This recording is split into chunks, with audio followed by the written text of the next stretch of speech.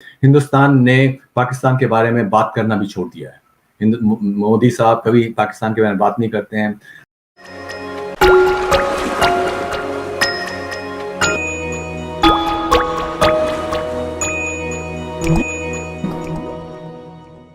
लेकिन सर आप अगर मैं आपसे पूछूं तो आप क्या कहेंगे कि क्यों है ये लोग हर बड़ी कंपनी के साथ इंडियंस कैसे हैं? क्या सिर्फ एजुकेशन ही एक बेस है या कोई और बात भी हो सकती है कि भारत क्योंकि बहुत बड़ी कंट्री है इकोनॉमी वाइज या किसी लिहाज से भी देख लें, क्या ये रीजन भी है या सिर्फ एजुकेशन लेवल बहुत अच्छा है हिंदुस्तान में?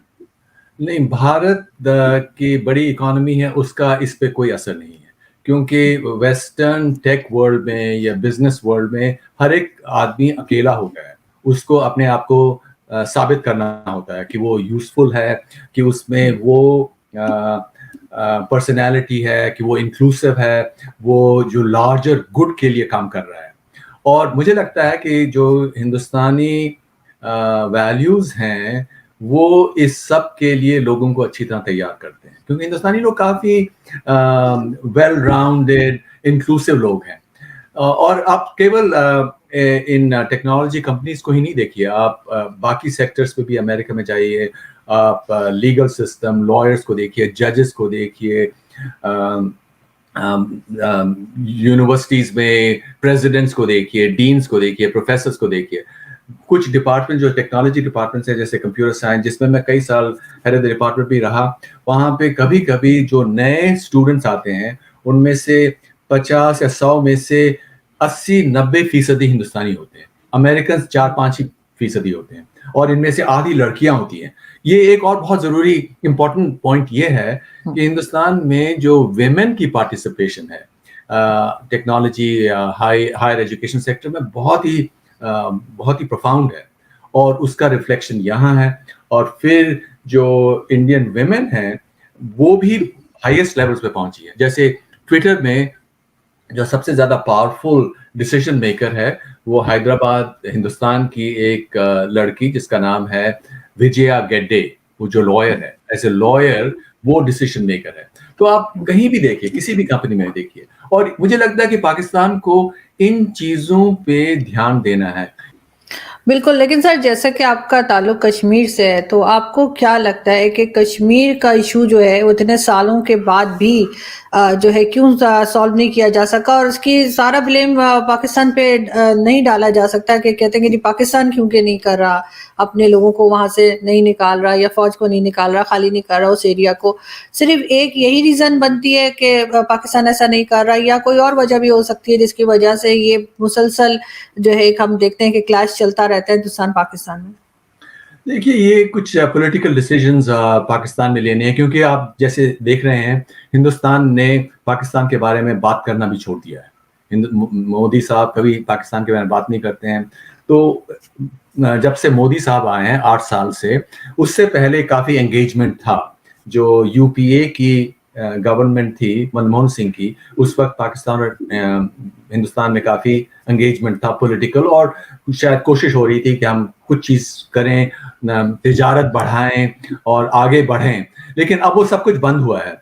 लेकिन इसलिए इस वक्त ये ज़्यादा वन साइडेड है। अभी आपके जो नए प्राइम मिनिस्टर हैं शहबाज शरीफ, वो खुद कश्मीरी हैं। वो भी ये कह रहे थे कि हाँ, कश्मीर का जो मसला है वो सबसे ज़्यादा ज़रूरी है। तो इसलिए ये जो वन साइडेडनेस है, ये इस वक्त हिंदुस्तान फोकस्ड है $5 ट्रिलियन इकोनॉमी बनने की। हिंदुस्तान इस वक्त दुनिया की, अगर आप परचेसिंग पावर पैरिटी डॉलर्स लें, हिंदुस्तान 3rd लार्जेस्ट इकोनॉमी है, और नॉमिनल डॉलर्स में 5वीं बड़ी इकोनॉमी है। तो हिंदुस्तान इस वक्त फोकस्ड है अपनी इकोनॉमी पे। इस वक्त हिंदुस्तान में पाकिस्तान के बारे में सोचने का ज़्यादा इस वक्त इंटरेस्ट नहीं है। और कश्मीर, जहाँ तक कश्मीर की बात है, कश्मीर की मैं अब हिंदुस्तानी नज़रिया आपको दूं। कश्मीर में जो प्रॉब्लम्स थी, कश्मीर के जो एलीट पॉलिटिशियंस थे, वो उस पॉलिटिकल अरेंजमेंट का फ़ायदा ले रहे थे जो कि 47 के बाद कश्मीर में उभरा था।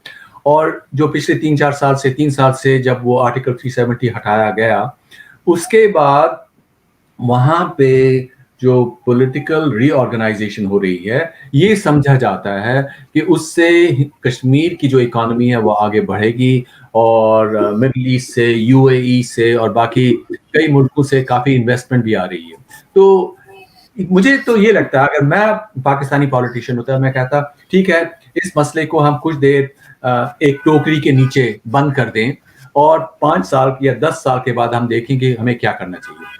اس کو بالکل آگے رکھنا وہ ایک ایسے ایٹیچیوڈس کو بڑھاتا ہے جس سے مجھے نہیں لگتا کہ پاکستان کو فائدہ ہو رہا ہے, کیونکہ اس وقت پاکستان کی پرابلمز اتنی زبردست ہیں, اتنی بڑی ہیں کہ آدمی کو پرائیورٹائز کرنا ہوتا ہے کہ اگر آپ کے 10 پرابلمس ہیں ہم پہلے کس پرابلم کو فیس کریں, جو کہ اس وقت پاکستان نہیں کر رہا ہے. اگر پاکستان میں مہنگائی بہت بڑھ رہی ہے تو کیا پاکستان کو آسٹریلیا سے چیزیں خریدنے سے زیادہ بہتر نہیں ہوگا کہ وہ چیزیں ہندوستان سے خریدیں بارڈر سے 10 میل دور سے, یا اس کے بجائے آپ جہازوں میں آسٹریلیا سے ایگریکلچرل پروڈکٹس خرید رہے ہیں؟ تو اس سے مجھے لگتا ہے کہ پاکستان اپنے آپ کو ہی نقصان پہنچا رہا ہے.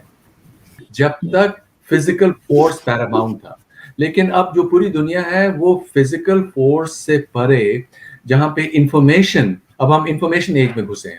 Information is the most valuable thing. اب دیکھیے امریکہ میں جو سب سے بڑی کمپنیز ہیں وہ ٹیک کمپنیز ہیں, انفارمیشن کمپنیز ہیں, گوگل یا امیزون یا آئی بی ایم, اور یہ سب کمپنیز. اور یہ بھی بہت مزیدار بات ہے کہ ان سب کمپنیز یا ان میں سے 80-90% کمپنیز کے اس وقت جو چیف ہیں, سی ای اوز ہیں, وہ ہندوستانی ہیں. تو اس لیے یہ پاکستان میں لوگوں کو یہ بھی پوچھنا چاہیے کیا سوشل پروسیس ہے جس کی وجہ سے جو ہندوستانی لوگ ہیں, ہندوستانی اوریجنس کے لوگ ہیں, وہ ٹیک ورلڈ میں جو کہ اس وقت سب سے زیادہ ویلیوبل اکنامکس میں ہے, اس کے چیف, اس کے ڈیسیژن میکرز کیسے بن گئے ہیں. کیونکہ اس میں لیسنس پاکستان کے لیے بھی ہیں.